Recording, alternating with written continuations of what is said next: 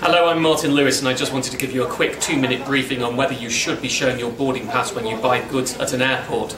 You'll have seen it in the papers or heard it in the news. There's a grassroots revolution going on with people saying, no, I'm not going to show you my boarding pass. And I wanted to give you a quick briefing on why that is. Lots of you have been asking me questions. I've got some of them here. I'm going to try and answer them. The first question, what's the law on showing your boarding pass at airports? Very simple. There is no legal requirement whatsoever to show your boarding pass. This is not a regulation about the sanctity or security of Great Britain. It all stems from the fact that if you are buying alcohol and tobacco, then you have to show it, but for any other goods whatsoever, no. You don't have to show it, there's no requirement, although virtually every shop does ask you. Question 2. Why do they ask for our boarding passes? Well, if you ask the shopkeepers, you'll often be told it is a legal requirement. That's not true. I'm not really blaming them, they're just working off the scripts that they're given and told that always ask your customer for the boarding pass. This is the reason why. If you're travelling outside the European Union, so it could be Turkey, the United States or anywhere else, and you buy goods that are VAT-able, so let's say a laptop, well, the store can reclaim the VAT on them. Now we pay 20% VAT when you reclaim it because it's sort of an inverse, you don't quite get 20% back, but it's still big money.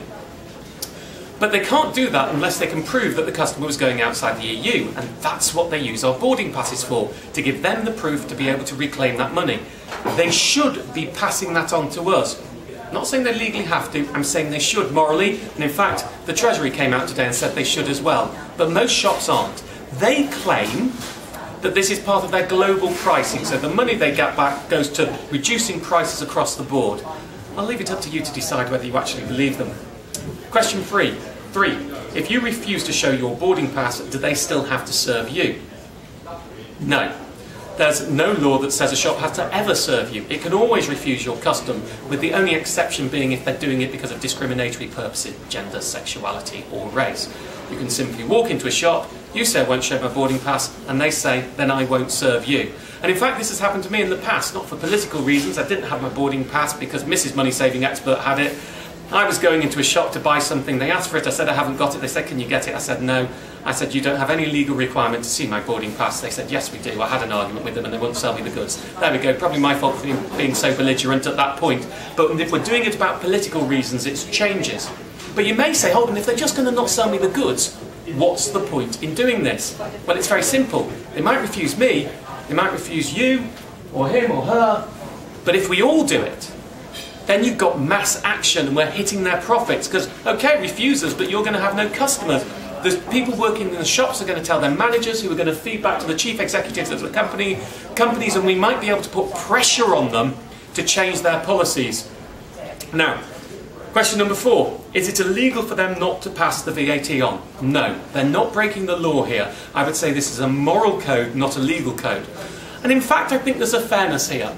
What I would like them to do is if you give them your boarding pass and you're travelling outside the European Union, why not start by splitting the difference? Say we'll give you a 10%-ish discount of the goods you're buying if you're travelling because it saves us money. And that's a good incentive for me to show my boarding pass, and it also means they gain too. Now of course once we start doing that we might start to see it getting really competitive. One shop offering 10% off, another 12%, another 13 or 14, and that's the point here. By mass consumer action, by everybody starting to say I won't show my boarding pass, then we might start to see change happening. Question number 5.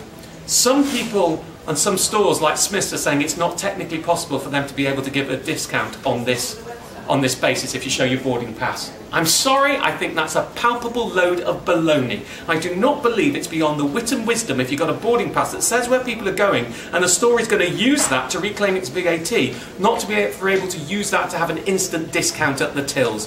Don't buy your argument, Smiths.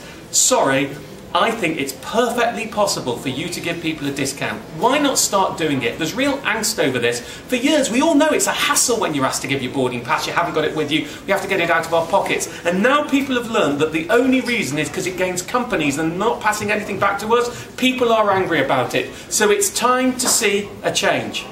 I hope that covers all your questions.